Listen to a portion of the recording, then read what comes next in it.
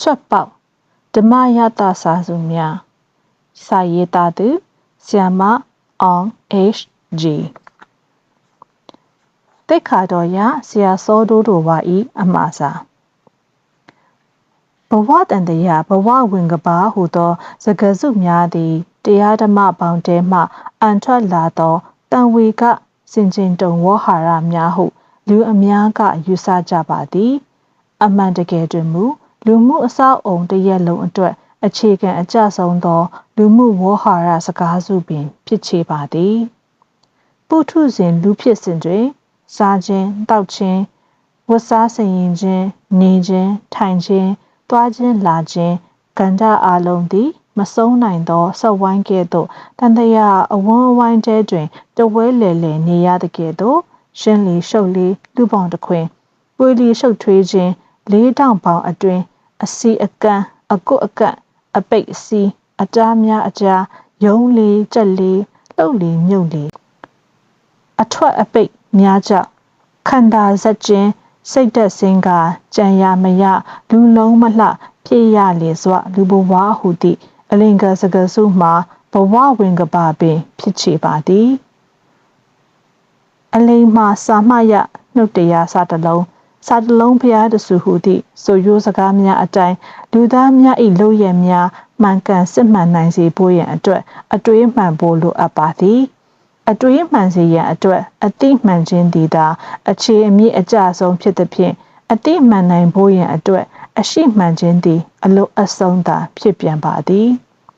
အရှိတရားမှန်၏အရင်းမြစ်မှာစစ်မှန်သောတမန်တရားနှင့်ဖျားထံတွင်သာရှိပါသဖြင့်ဘဝတန်တရားမှလွတ်၍ဘဝဝင်ကဘာမှထွက်နိုင်စေခြင်းငှာစာရေးသူသည်နှစ်ချီ၍သစ္စာရှိစွာစက္ကပ်ပြုစုရေးသားဝင်များခဲ့သောဤဝင်ကဘာထွက်ပေါက်ဓမ္မစာစုများကိုလူမှုမီဒီယာပလက်ဖောင်းတွင်ရေးသားအတန်လှည့်အစေခံစက္ကပ်ခဲ့ပါသည်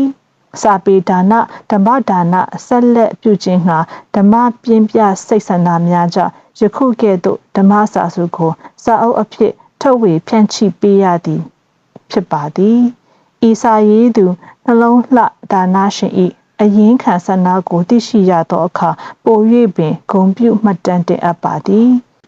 ဤဓမ္မစာစုသည်တမာဓမ္မအတိဒါနစက္ကပ်ခြင်းတမာတိဒါနအချိန်ပေးပြင်ဆင်မှုတိလဒါနများဖြင့်ပေါင်းဆက်စုစည်းထားခြင်းကြောင့်အထူးတန်ဖိုးအနက်ကထိုက်သောဓမ္မစာစုတစ်ရပ်ပင်ဖြစ်မည်ဟုဧကမုတ်ချယုံကြည်အပ်ပါသည်ဤဓမ္မစာစုကိုဖတ်ရှုသူများလေ့လာသူများသည်ဧကမုတ်ချပင်ဓမ္မအတိတရားများလူမှုစင်ကြင်တုံတရားရပွဲသင်ခန်းစာများကျွဲဝစွာရရှိကြပါလိမ့်မည်ဟုယုံကြည်အပ်ပါသည်ဤဓမ္မစာစုကိုဖတ်ရှုသူအပေါင်းနှလုံးစိတ်ဝမ်းအေးချမ်းကြပါစေကြောင်းစုမွန်မြတ်မင်္ဂလာအဖျားဖျားခံစားရပါစေကြောင်းထာဝရအရှင်ဘုရားသခင်ထံမှကောင်းချီးအဖျားဖျားကျွဲဝစွာခံစားရပါစေကြောင်းစန္ဒမြတ်တာပုတ္တအပ္ပါတိတေခါတော်ရဆရာစောတို့ဝါထုတ်ဝေသူအမှားစာဇက်ကဲစာပေဟာလာရောက်ဆွေးနွေးတဲ့စာအုပ်တိုင်းကိုဘာစာအုပ်ပဲဖြစ်ဖြစ်လက်ခံထုတ်ဝေပေးနေတဲ့စာအုပ်တိုက်တော့မဟုတ်ပါဘူးဒါပေမဲ့အရေးအသွေးလေးရှိအနှစ်သာရလည်းရှိမဲ့စာကောင်းပေကောင်းမျိုးကိုတော့အစဉ်အမြဲလက်ခံလျက်ပါအထူးသဖြင့်ကိုယ်တိုင်အားထုတ်ရေးသားပြီးဝိညာဉ်ကိုစစ်မှန်တဲ့အာဟာရပေးနိုင်မဲ့စာပေမျိုးအတွက်တော့အမြဲတမ်းတကားဖွင့်ထားလျက်ပါဒါကိုအတ္တလောဘလို့ပဲပြောဒီအတ္တဟာခရစ်ယာန်စာပေနဲ့မြန်မာနိုင်ငံရဲ့ဝိညာဉ်ရေးရာနယ်ပယ်လှပဖို့အတွက်ထားရှိတဲ့အတ္တပဲဖြစ်ပါလိမ့်မယ်စာအုပ်ထုတ်ဝေရေးကိုစတင်လှုပ်ဆောင်လာစဉ်ကတည်းကဧဝံဂေလိနဲ့ပတ်သက်တဲ့စာအုပ်တအုပ်ကိုထုတ်ဝေဖို့အာတိတရှိနေခဲ့ပါတယ်ရေကန်မြေကန်လည်းဖြစ်ခက်ကိုလည်းထင်ဟပ်တဲ့ဧဝံဂေလိစာဆောင်စာအုပ်အရန်ရှားပါသေးတယ်အခုတော့စိတ်အလိုဆန္ဒပြေဝခဲ့ပါပြီဒါဟာဆီယမအောင် H.G. ရဲ့ထွက်ပေါက်ဆိုတဲ့စာအုပ်ကြောင့်ဖြစ်ပါတယ်ဆီယမရဲ့ထွက်ပေါက်စာအုပ်ကိုထုတ်ဝေရတာဂုဏ်ယူပါတယ်ဘာဖြစ်လို့လဲဆိုတော့အကြောင်းအရာတွေပြီးသွားတိုင်းမှာတောင်းစုတစ်ခုပါတဲ့အတွက်ကြောင့်ဖြစ်ပါတယ်မိတ်ဆွေများမင်္ဂလာဒုက္ခချမ်းသာရရှိခံစားနိုင်ပါစေကောင်းမြတ်တော်မူတဲ့ဖျားရဲ့ချစ်ချင်းမေတ္တာကိုခံစားရရှိပါစေ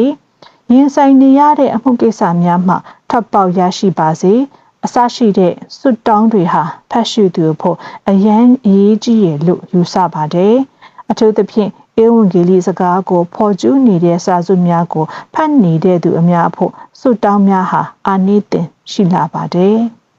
နောက်တစ်ခုနှစ်သက်မိတာကဆရာမရွေးချယ်ထားတဲ့အကြောင်းအရာများဖြစ်ပါတယ်လက်ရှိလူသားတွေခံစားဖို့လိုအပ်နေတဲ့အကြောင်းအရာများကိုဆရာမကကောင်းကောင်းသိတယ်ဧဝံဂေလိတရားရဲ့အခြေခံတွေကိုခြုံငုံမိတယ်ရိုးရိုးလေးတိုတိုလေးပင်မဲ့ဝိညာဉ်တကိုးပါတယ်လို့ခံစားမိတယ်ဝိညာဉ်ခရီးသွားမဲ့ဒီစာအုပ်ကိုဘယ်အထိခရီးပေါက်မလဲဆိုတာကိုဇက်ကဲကရင်ခုန်စွာနဲ့စောင့်ကြည့်ခြင်းမိပါတယ်ဖက်ပြီးရရှိလာမဲ့ဝိညာဉ်အကျိုးရဲ့ပဲ့တင်တန်တွေကိုနားထောင်ခြင်းမိပါတယ်ဆရာမအောင် HD ရဲ့ထပ်ပေါက်စာအုပ်ကနေတိုးပွားလာမဲ့ဝိညာဉ်ချမ်းသာတွေအတွက်ကြိုတင်ကုန်ယူပြည့်ဇက်ကဲစာပေစာရေးသူ၏အမှားစာကျမကိုယ်တိုင်သူများပြောတိုင်းယုံလွယ်တဲ့သူမဟုတ်ပါဘူးကိုယ်တိုင်စမ်းကြည့်မြည်ကြည့်လှုပ်ကြည့်ပြီးမှယုံတတ်တဲ့သူမျိုးဖြစ်ပါတယ်ဒီစာအုပ်ကလေးတွေကရေးသားချက်တွေဟာကိုယ်တိုင်စမ်းကြည့်ပြီးမှသိရှိလာတဲ့အရာများအပေါ်အခြေခံပြီးရေးသားထားတာပါဒါကြောင့်စာဖတ်သူကိုလည်းဒီစာအုပ်ထဲမှာရေးသားထားသမျှလွယ်နဲ့မယုံစားမိဖို့ကိုယ်တိုင်စမ်းကြည့်ဖို့လိုကြောင်းမေတ္တာနဲ့ဖော်ပြလိုက်ပါတယ်ကျမအသက်9နှစ်အရွယ်မှာကျမရဲ့ဖခင်ဖြစ်သူကွယ်လွန်ခဲ့ပြီးကြံရစ်တဲ့မိခင်နဲ့ညီမ2ယောက်မောင်လေး1ယောက်နဲ့မိသားစုမှာတမိအကြီးဆုံးအဖြစ်ရပ်တည်ခဲ့ရတော့ဘဝအခက်ခဲနဲ့စိန်ခေါ်ချက်များစွာရင်ဆိုင်ခဲ့ရတဲ့အချိန်မှာထွက်ပေါက်အမျိုးမျိုးကိုစူးစမ်းရှာဖွေခဲ့ပါတယ်မိဘတွေကခရစ်ယာန်ဘာသာဝင်ဖြစ်ပေမဲ့လည်းမိဘတွေရဲ့ဘာသာတရားကိုမိမိကိုယ်တိုင်မသိနားမလည်ပဲလက်မခံဘူးလို့ကျမရဲ့မိခင်ကိုပြောပြခဲ့ဘူးပါတယ်။ဒါကြောင့်ဘဝကိုလက်တွေ့ကျကျကိုယ်တိုင်စူးစမ်းပြီးရပ်တည်ခဲ့ပါတယ်။ကိုယ်တိုင်စူးစမ်းခဲ့ချက်တွေအပေါ်အခြေခံရေးသားထားတဲ့စာတိုလေးတွေကိုထိုင်းနိုင်ငံမှာရှိတဲ့ဘန်ကောက်ခရစ်တော်အသင်းတော်ရဲ့ဧဝံဂေလိအဖွဲ့ကဦးစီးပြီးနေ့စဉ်ဘဝရှင်သန်ဖို့အခက်အခဲနဲ့စိန်ခေါ်ချက်တွေရင်ဆိုင်နေရသူတွေကိုအပတ်စဉ်ဝေမျှခြင်းလုပ်တဲ့ဝင်ကဘာထွက်ပေါက်လို့ခေါ်တဲ့ Facebook စာမျက်နှာမှာရေးသားခဲ့ပါတယ်။အဲ့ဒီစာမျက်နှာပေါ်မှာရေးသားခဲ့တဲ့ရေးသားချက်တွေကိုလူအများသိစေဖို့ထွက်ပေါက်ဆိုတဲ့စာအုပ်လေးအဖြစ်ပြင်ဆင်ခဲ့ပါတယ်။ On HG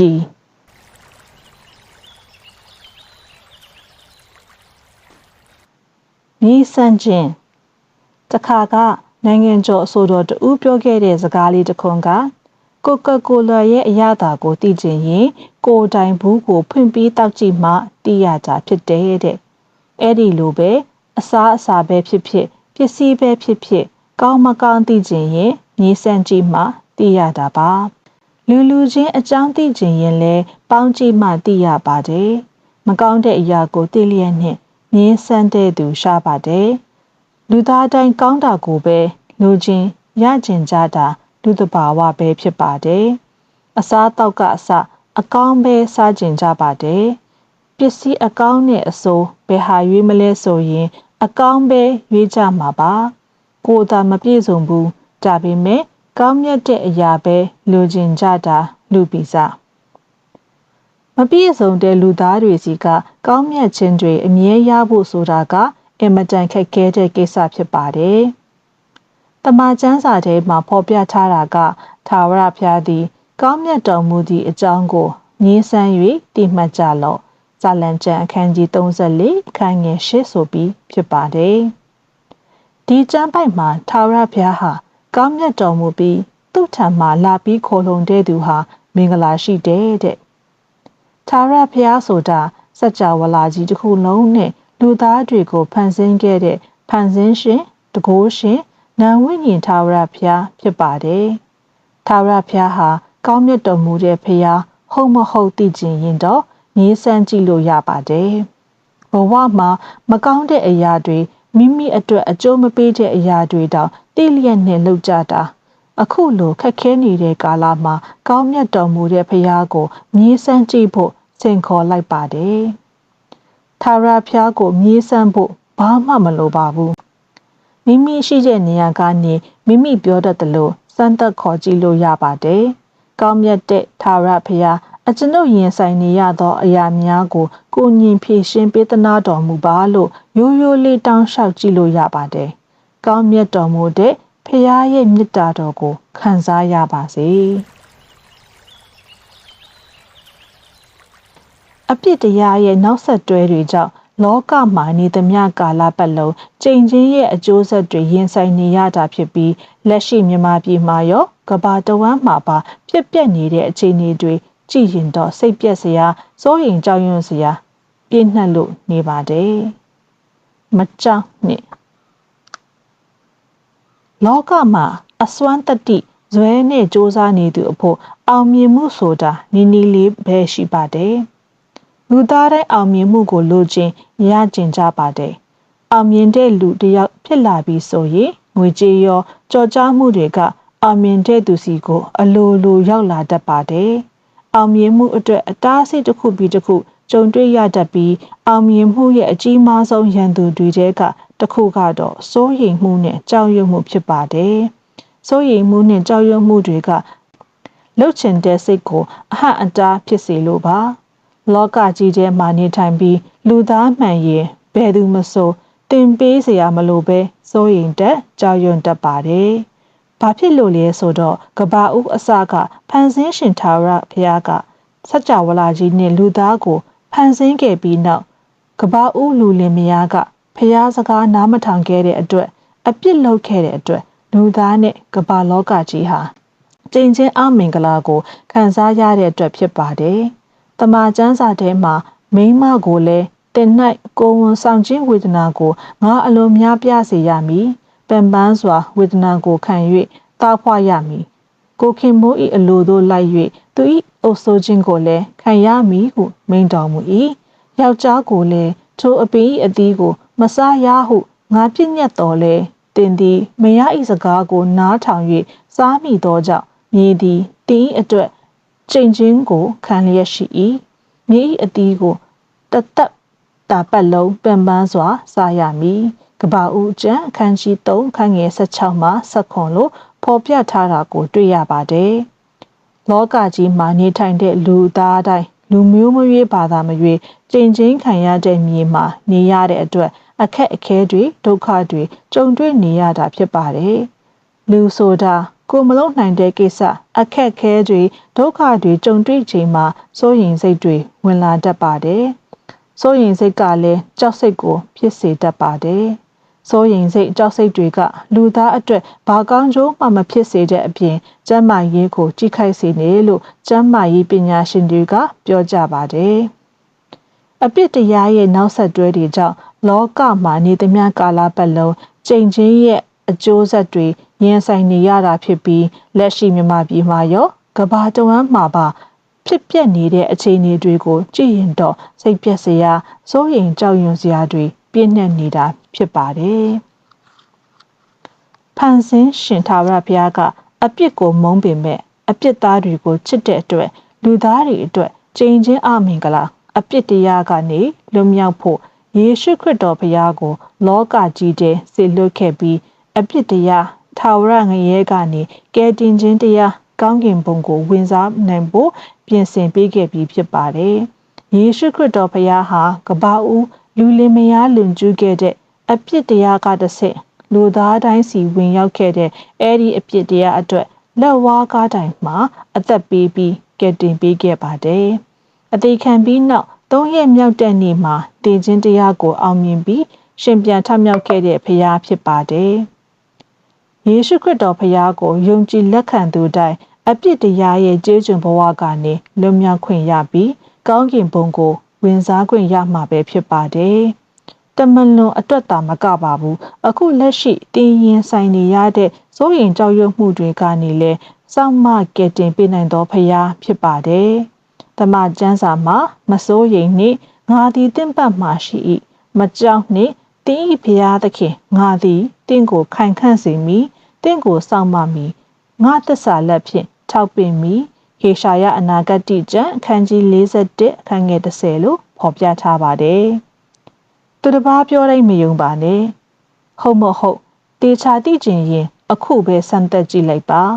မ မိမိမှာရှိတဲ့စိုးရိမ်ကြောက်ရွံ့မှုတွေကိုယေရှုခရစ်တော်ဘုရားထံအနံပြီးအကူအညီတောင်းခံကြည့်လိုက်ရင်ထူးခြားမှုခံစားရရှိပါလိမ့်မယ်။ရင်ဆိုင်ခံစားနေရတဲ့စိုးရိမ်ကြောက်ရွံ့မှုတွေကိုယေရှုခရစ်တော်ဘုရားနဲ့အတူကျော်လွှားနိုင်ပြီးအောင်မြင်မှုတွေခံစားရရှိနိုင်ပါစေ။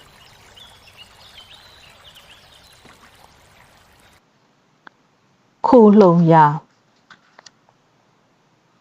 ဘဝမှာအခက်ခဲနဲ့စိန်ခေါ်ချက်တွေကတစ်ချိန်မဟုတ်တစ်ချိန်လူသားတိုင်းကြုံရပါတယ်ရင်ဆိုင်ရပါတယ်မတေချာတဲ့လောကမှာနေထိုင်စဉ်မှာလူသားတိုင်းတေချာမှုစိတ်ချမှုအာမခံချက်ရှိမှုတွေကိုရချင်ကြပါတယ်လိုချင်ကြပါတယ်ရှာဖွေကြပါတယ်အရာခတ်သိမ်းကိုတဆွမ်းနိုင်တဲ့ဖန်ဆင်းရှင်ထာဝရဘုရားသခင်ကသူ့စီမှာခိုလုံရင်ခွန်အားကိုပေးမယ်ကုမတော်မူမယ်လို့ပြောခဲ့ပါတယ်ဖျားသခင်သည်ငါတို့ခိုလုံရာဖြစ်၍ခွန်အားကိုပေးတော်မူ၏ဘေးရောက်သည့်ကာလအထူးသဖြင့်ကုမတော်မူကြောင်းထင်ရှားလျက်ရှိ၏စာလံကျမ်းခန်းကြီး46အခန်းငယ်1 God is our refuge and strength a very present help in trouble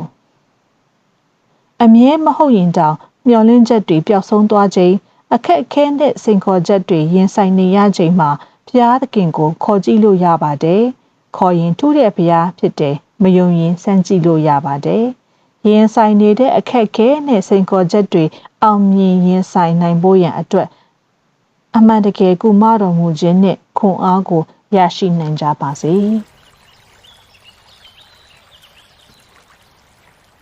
တကယ်လက်တွေ့ဘဝမှာလည်းယေရှုခရစ်တော်ဘုရားရဲ့တွင်တင်ဆုံးမချက်တွေနဲ့ပြောတဲ့ဂရုစကားတိုင်းဟာအမှန်တကယ်ပြောင်းလဲခြင်းမရှိဘဲတည်မြဲနေစေဖြစ်တာတွေ့ရပါတယ်။ဂတိတည်သူဟာယုံကြည်ထိုက်သူလူမာဂတိမင်းမာသစ္စာဆိုတဲ့မြန်မာစကားပုံအတိုင်းဂတိတည်တဲ့သူသစ္စာရှိတဲ့သူတွေကိုလူအများကယုံကြည်လေးစားကြပါတယ်။အပြောင်းလဲမြန်ပြီးဂရိသစ္စာမဲ့သူတွေကိုတတိနဲ့ပေါင်းကြရတယ်ရှောင်ကြရတယ်တမန်ကျမ်းစာမှာသခင်ယေရှုခရစ်တော်ဘုရားကကောင်းကင်နှင်းမြေကြီးမတည်တော်လဲငါစကားတည်လိမ့်မည်ရှမသက်ခရစ်ဝင်အခန်းကြီး24အခန်းငယ်35လို့အတိအလင်းပြောကြားထားတာကိုတွေ့ရပါတယ်တကယ်လက်တွေ့ဘဝမှာလည်းယေရှုခရစ်တော်ဘုရားရဲ့တွင်တင်ဆုံးမချက်တွေနဲ့ပြောတဲ့ဂတိစကားတိုင်းဟာအမှန်တကယ်ပြောင်းလဲခြင်းမရှိဘဲတည်မြဲနေစေဖြစ်တာတွေ့ရပါတယ်။တမန်ကျမ်းစာမှာဖျားသခင်သည်မုသာစကားကိုပြောအပ်သောငါလူဖြစ်တော်မူသည်မဟုတ်။နောင်တရအပ်သောငါလူသားဖြစ်တော်မူသည်မဟုတ်။မိန့်တော်မူပြီးမှစကားတော်အတိုင်းမပြုတ်ဘဲနေတော်မူမီလော။ဂတိတော်ထားတော်မူပြီးမှဂတိတော်မတည်ဘဲနေတော်မူမီလော။တော်လည်းအကျမ်းအခန်းကြီး23အခန်းငယ်19ဆိုတဲ့ဖော်ပြချက်တွေရှိပါတယ်။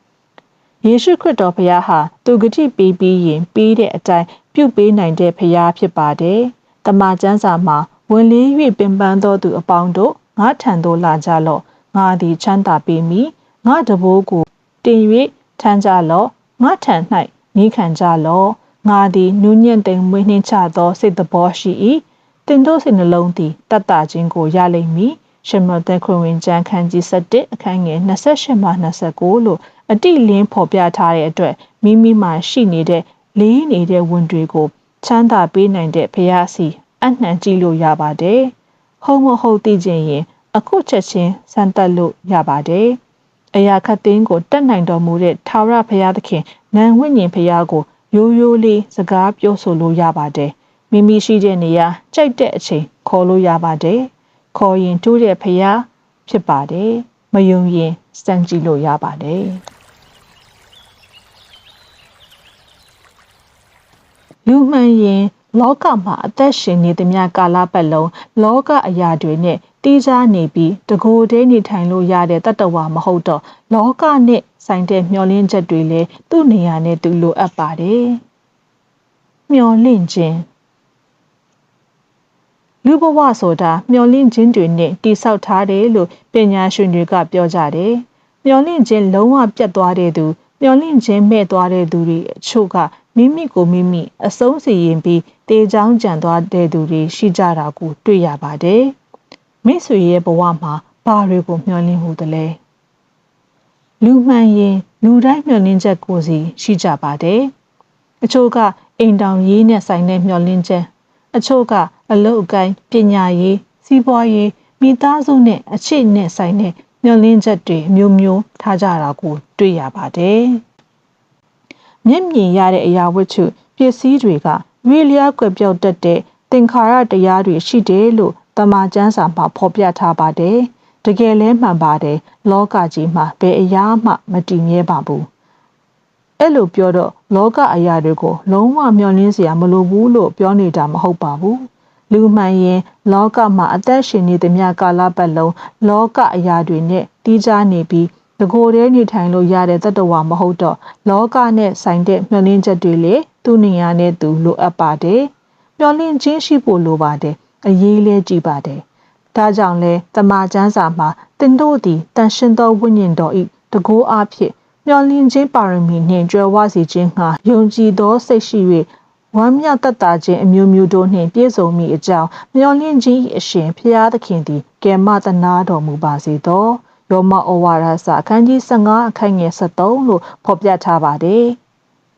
မျှော်လင့်ခြင်းအရှင်ဖျားသခင်နဲ့ဆိုင်တဲ့အရာတွေကတော့နိစ္စထာဝရတည်မြဲတဲ့အရာတွေဖြစ်ပါတယ်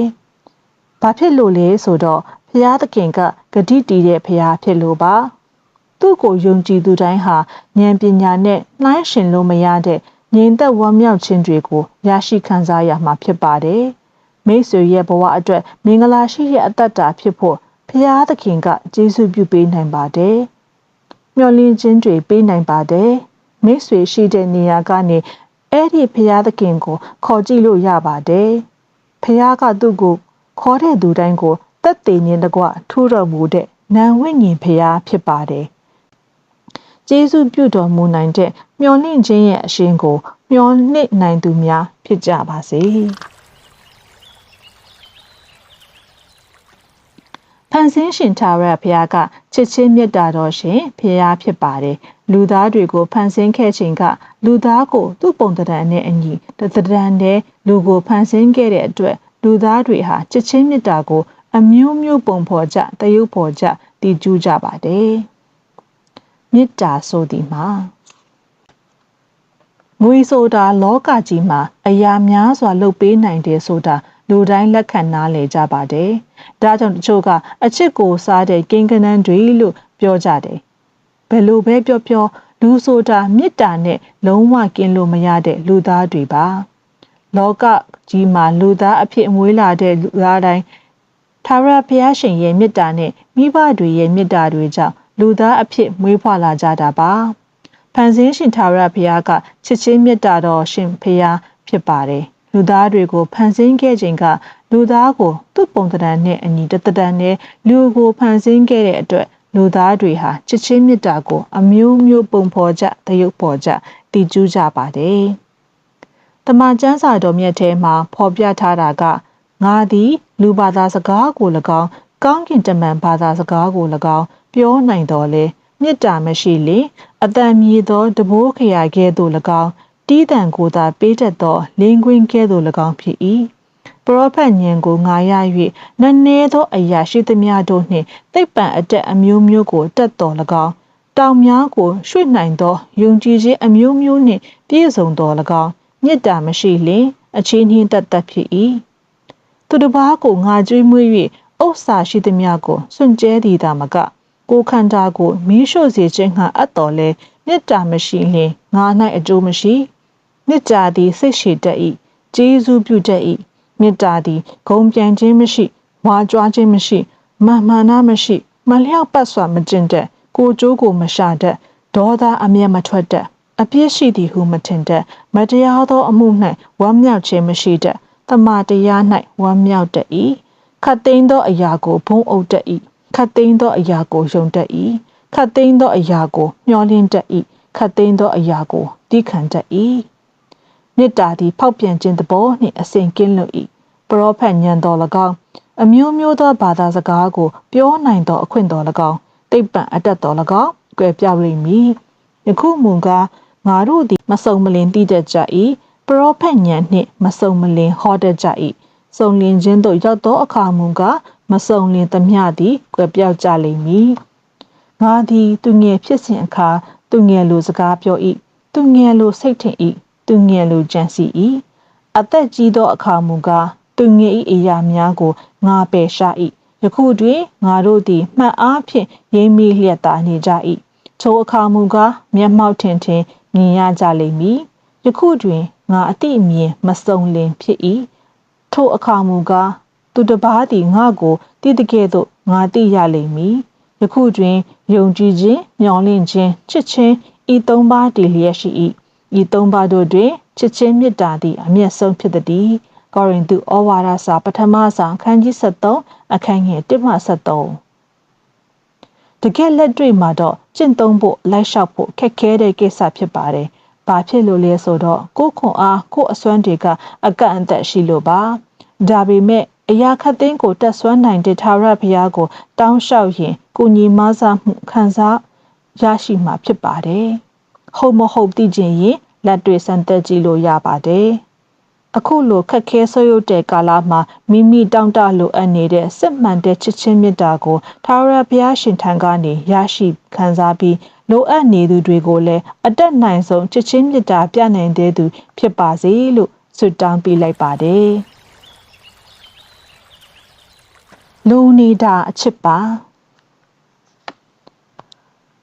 အချစ်ကြောင့်ယူသွားတဲ့သူအချစ်ကြောင့်မိုက်သွားတဲ့သူအချစ်ကြောင့်လမ်းမှားကနေလမ်းမှန်ပြန်ရောက်သွားတဲ့သူအချစ်ကြောင့်မတူညီတဲ့ဘဝပေအတွေ့အကြုံအမျိုးမျိုးကြုံပူးကြပါတယ်။နောက်ထပ်လည်းကြုံတွေ့ရအောင်မယ်။လူမှန်ရင်အချစ်ကိုလိုလားကြတယ်။အချစ်အမျိုးမျိုးရှိတယ်လို့ပြောကြပါတယ်။မြန်မာလို928 1500အမျိုးမျိုးပေါ့။ခေတ်အလိုက်အချစ်နဲ့ဆိုင်တဲ့ကြပြားစာပေတချင်းရုပ်ရှင်တဲ့တင်ဆက်မှုတွေမယိုးနိုင်အောင်ရှိပြီးလက်ရှိအလွန်တိုးတက်နေတဲ့21ရာစုထိရှိနေသေးပါ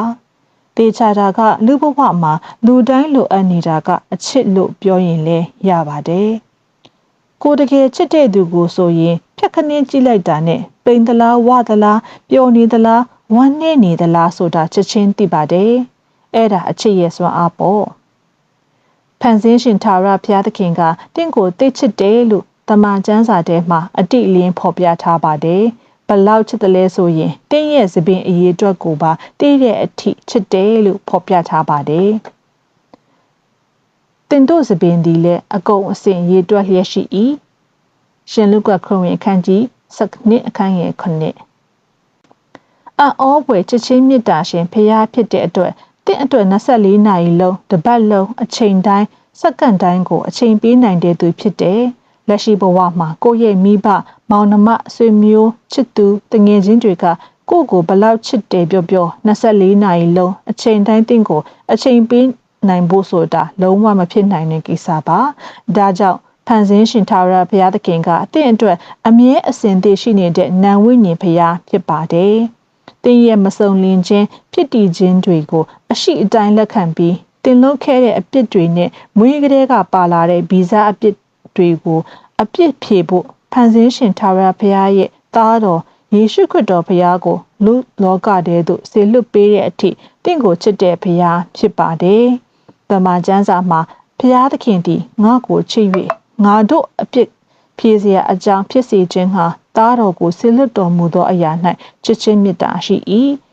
။ရှင်ယောဟန်ဩဝါဒစာပထမဆောင်အခန်းကြီး4အခန်းငယ်9လို့ဖော်ပြထားပါတယ်။ယေရှုခရစ်တော်ဘုရားကလူသားတွေရဲ့အပြစ်တရားကိုကားတိုင်ပေါ်မှာအသက်ပေးပြီးကယ်တင်ပေးခဲ့ပြီးဖြစ်ပါတယ်။သခင်ယေရှုခရစ်တော်ဘုရားပြုပေးခဲ့တဲ့အမှုကိုလက်ခံယုံကြည်သူတိုင်းထာဝရငရဲမီးအိုင်ကိုမရောက်ဘဲထာဝရအသက်ရရှိပြီးကောင်းကင်ရွှေပြည်ကိုဝင်စားခွင့်ရရှိကြမှာဖြစ်ပါတယ်။ဖန်ဆင်းရှင်ထာဝရဘုရားသခင်ကတင့်ကိုသိချစ်တယ်။